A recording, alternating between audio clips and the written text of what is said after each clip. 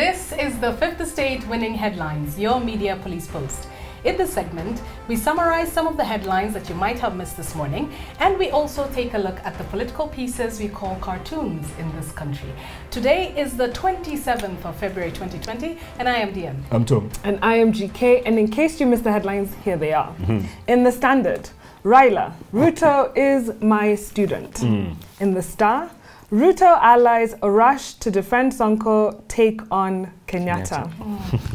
And in the Daily Nation, yes. Ruto man fights UHURU city takeover. Yes. Okay. So Raila, yes. There's a student and there's a master. Yes, in an interview last night on TV, Yeah. Raila said two things.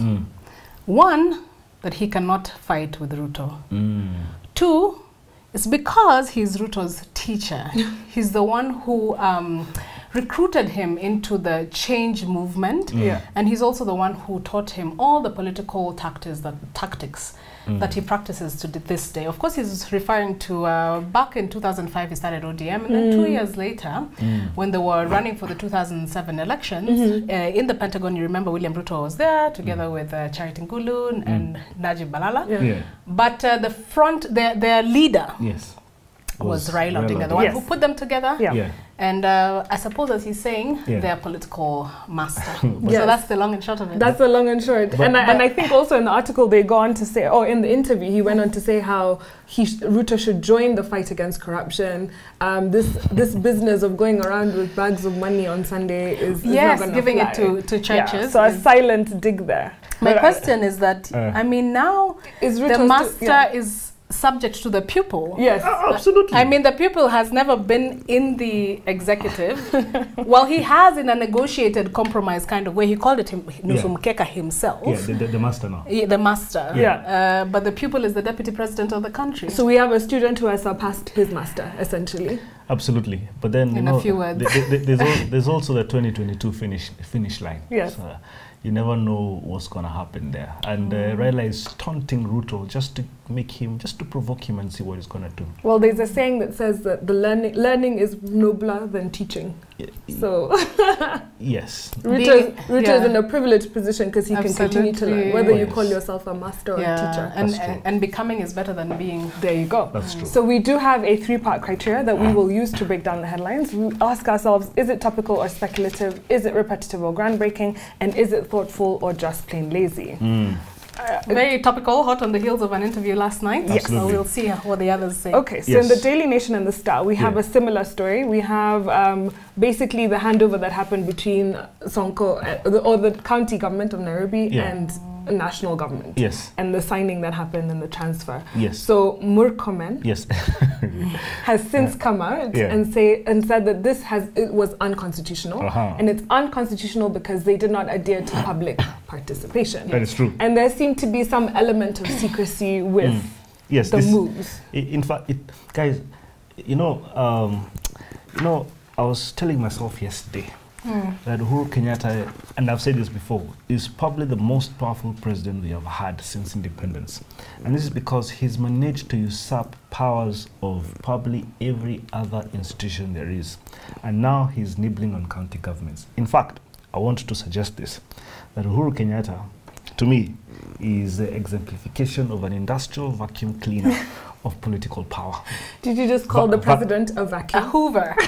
Yes, but like it's on another scale. It sweeps whatever is on its way, and it sucks it up and owns it and dominates it.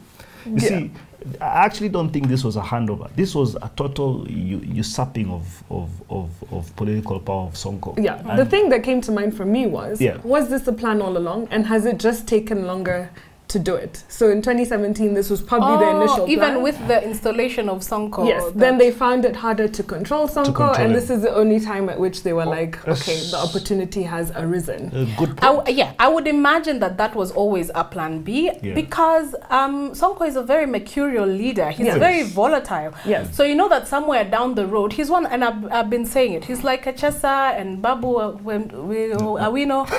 He's those kind of leaders who have what what it takes to get there. Yeah. But they don't have what it takes to stay there. Yes. Yes. They just can't govern. Absolutely. But this is, are you trying to say that this is an assault on some elements of the Hustler Nation as well? I choose not to comment, but I have to say though that I don't think Uhuru is the most powerful president because he's usurping powers. I think Moi was, because there was even no powers to usurp. He was the only power. It was there. He was the only power. Oh Lord. Yeah. So Murkomen is not without a point. You know, who were the negotiators in this process? Yeah. As the Senate, the Speaker was present, but it seemed like there was no consultation with the wider institution. Absolutely. So I mean, it's a worrying trend. It's a worrying trend, but then it also tells us this. Maybe is Uhuru Kenyatta probably underestimating the blowback? Because if Okiya Omtata has gone to court and the court decides that what happened yesterday or a couple of days ago is illegal, could Uhuru Kenyatta have an egg on face? And I think it's possible. But if we are saying that this is something that Uhuru Kenyatta had played forward, then of course he'd played it forward to the extent of saying there may be judicial interpretations that may not be favorable to this action that I am taking, and therefore these are the steps that we will use to counter the blowback that we will get. Well, Uhuru Kenyatta's orders and actions have actually been overruled by the court before. So true. I am actually. So it may not. So the steps may not be. May not be orders. Remember, steps are not always orders. Yes. They're steps that don't happen in front of TV screens. So as we are right now, the Deputy Speaker Kithure Kindiki has asked a select committee that includes the Attorney General, the Council of Governors, and people to come and say, okay, was this decision, this transfer, constitutionally was it above board? Yeah. So we'll wait and We'll see. see. So, of the three headlines, we have Raila, Ruto is my student, and then we have these two. Yes. I think I will go with the nation. So would I. Okay. I would buy that in a heartbeat. Yes. So, which Ruto man is this, firstly? Fighting the president. Takeover. And his takeover. Is called Marco? Murkomen. There we have it. Our winning headline from the Daily Nation. On to the political pieces that we call cartoons in this country, where we also have a three-part criteria. We ask ourselves, is it humorous or dry? Is it satirical or pessimistic? And is it effective or just plain lazy? Oh man, here you have Gado. And for me, it looks like an abdication letter. And it is by the county governor number 047, Mike Sonko. And it reads, February 25th, 2020, Dear Nairobians, I hereby surrender the authority to run the county of Nairobi from the county cartel to the national cartel. Yours sincerely, Mike Sonko, with a stamp and seal. I love that the top of the seal is his head. Sonko's head in sunglasses. In sunglasses. Even as a stamp, he has to wear glasses. But which also means it was like a forced thing. Like it's a forced thing. So your signature is really just a rubber stamp. It's just a absolutely formality. Yes, it was going to happen with or without. Absolutely. But I said yesterday, Sonko's what he did yesterday was a plea bargain of sorts. He was just being pragmatic. I think this cartoon, in my view, is pessimistic, though. I really liked it. Because I think, in my view, the president swooping in, he's doing his prerogative, his executive decision of coming in to install order where there's chaos. Guys, we have missed something in this cartoon. Yeah. Who's reading this? That's what I was saying. What were you saying? That that's the president's hand. It's the president's hand, and all he needed was a rubber stamp. It didn't matter that Sonko, whether he liked it or not. How do you know he's a president? Because of the band. Fantastic. Kenyatta uniform. Please, stop pretending you're the master and we are the pupils. On to the next cartoon. Oh my we have the Lord. Daily Nation with Ndula. Yes. And this, you want to describe? Okay. So we have a very large caricature of Uhuru Kenyatta. And it looks like a he's in a car and he's holding the gear. Yeah. And below him is baby Sonko in his Thug Life t-shirt and sunglasses. And yellow diapers. And the baby safety and yellow pin. diapers and a big safety pin. And he's holding onto the steering wheel, trying to control. But basically, Sonko gets lighter duties, is the caption there. Yeah, and Uhuru's foot is on the pedal. Yes, a very big foot on the pedal. This cartoon is telling us that Sonko thinks he's driving, but he's not doing anything. He's just holding the steer the way you'd hold a baby exactly in a stationary car. And exactly. He can't even see in front. You can't even see where he's going, it's true. But you guys, is Uhuru sort of reducing the gains made by devolution with this move. I think every time I'm seeing this commentary, as funny as it is, as bad as SONKO was, is this the right move? Is this I 100% think it is. In fact, contrary to reducing the gains of devolution, he's stopping the gains from being further eroded. You see, and I agree with you. And I also think it this way. You see, it's a necessary evil. I think Uhuru Kenyatta has come to the realization that we handed over functions to infantile institutions called county governments. For example, health. County governments today cannot even pay KEMSA for the delivery of hospitals, of drugs to put in hospitals. Now, of what basis were the creators of the constitutions and authors of the constitution thinking that county governments can handle such huge functions? So is he going to continue to transfer more duties from the county governments, assuming... Oh, you're saying it's setting a precedent? Yes, because it can't be that every time you have a bad governor or a governor who's inefficient, that's the solution. All they need the solution could have also been a by-election, guys. No, the solution... But then they did say that, well, we are 2 years away from an election. A by-election means that we'll have an election now and then have another election in 2 years. An election in the biggest county is so expensive. Yes. That's a good point. But also the solution could be the use of the use of the Gestapo, is the use of Haji and Kinoti. Oh, there you go. So what do we think of the cartoon? We're parking 2 for 2, or it's funny. But let's see this one again.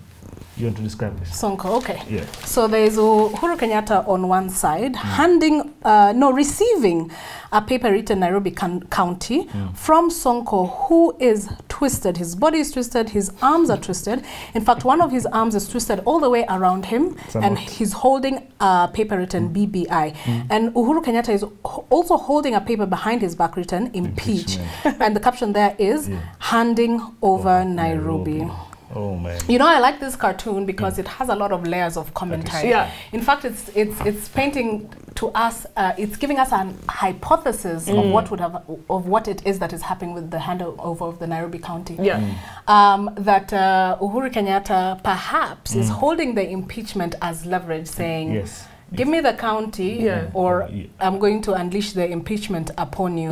But then again, SONKO's card was the BBI. Remember that SONKO is a very good mobilizer. He has, you know, a lot of the people of Nairobi under his thumb. So for him to not drum up support to the BBI was a very big, would have been a big threat or loss to the president. Interesting. And so this is a picture of quid pro quo. I like it. Fantastic. I think with that we can give this the win. You're so convincing to me today. Someone amen? I agree. Amen. There we have it. A winning cartoon from the start. What is our final thought? And now our final thought. It is inspired by a book entitled The Mother Tongue, English and How It Got That Way by Bill Bryson. So this book was written in 1990 by Bill Bryson, who is widely known as a travel writer. I think I've read a few of his travel books. So the book, The Mother Tongue, looks at the history of the English language and tells us how, thanks to flexibility and adaptability, English has endured and flourished. Shows us why a Luya, a Kamba, and a Kalenjin are here in their own country speaking English. And can understand each other. So this is, and it's despite of centuries of invasions and uprisings and censorship. So the book tells us that language is a global connector. It's a sign of interconnectedness between countries and continents. For instance, the word brother in English is brother, not in Nigerian, in German. In Sanskrit, it's brata, which is, Sanskrit is an ancient Indian language, and in Persian, it's birada. So there's an English judge in the 18th century who noticed, he was studying Sanskrit, and he noticed all these similarities in what they call the classical languages. We have one in Africa. What? In Tanzania. The Kaka? Blaza. Blaza, there you go. Add it to your list. Kaka Blaza. Even Africa is the mix. So this judge found more and more evidence to the theory that languages had a root in one parent language. And eventually, after years of studies, and amongst other scholars as well, it was discovered that indeed there is a parent language, and it's called Indo-European. European. European. Yeah. Right. So no African in it. So speakers of this language would have been around, would have been alive in the 7th century BC, so long ago. Yeah. And so the judge also found from the study that this language was only spoken in the northern hemisphere, or countries that are in the northern hemisphere. And one example that he has cited is because there's no word, well, there's many words for snow or cold that are quite similar in the different languages, but there's no word for beach, for instance, and other geographic phenomenon that would suggest that the languages were present in a tropical setting. Oh, interesting. So, yes, a lot of interesting things. Yes. And even in spite of that, here we are. Yeah. Speaking English right at the equator. Right. And so he goes on to speak about the varieties of English, which is something that you've alluded to. Yeah. But before I go there, he talks about the single most notable characteristic of English is its deceptive complexity. Yes. So it sounds simple to learn and all that stuff, but nothing in English is quite what it seems. Yeah. Yes. Take the simple word what. Yes. What? Yeah? We use it every day, but imagine trying to explain to a foreigner what means. Yes. Right? So the Oxford English Dictionary actually uses 5 pages and 15,000 words to explain it, to describe what does what mean, right? And native English speakers rarely stop to think how illogical and complex and complicated English actually is. For instance, when you feel overwhelmed or when you are overwhelmed, where is the whelm that you are over, right? And what exactly does it look like? What is whelm, right? And why can we be overwhelmed and underwhelmed and not just semi-whelmed? Or like whelmed. Or just whelmed when your feelings are actually just less pronounced. Like I'm so whelmed. I'm so whelmed. Give me a beer.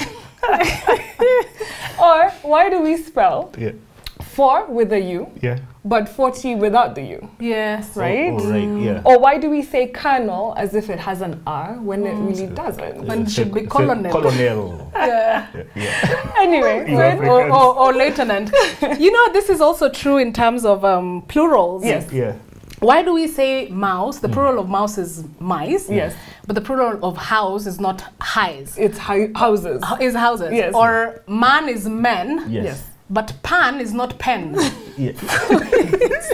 or foot is feet. But boot is not beat. For brother is brethren and mother is not medren. Oh, Lord. So, this is all food for thought, good food for thought. In chapter 7, Bryson shows us how humorous examples of the way English is spoken in regions around the world. Do you need a moment? I was thinking, you said brethren, why not sister? That's the question. Okay. So the emphasis is that all English speakers can understand each other despite their differences in vocabulary and pronunciation. And he takes us to England and he tells us in England, there are no less than 13 separate dialects. So very quickly, a dialect is a particular form of language which is peculiar to a specific region or social group. He proposes that dialect is not just about localities and regions, but it's actually about class, occupation, and ethnicity. So for instance, he gives us an example about posh England. So there's a class dialect called Frafley. Yes. And it's based on the aristocratic pronunciation of frightfully. Oh, wow. Right? Wow. And the characteristic of this speech is basically being able to talk without moving your lips very much. So don't flap them about. Absolutely. And Prince Charles is very good at this, if you ever study his speech.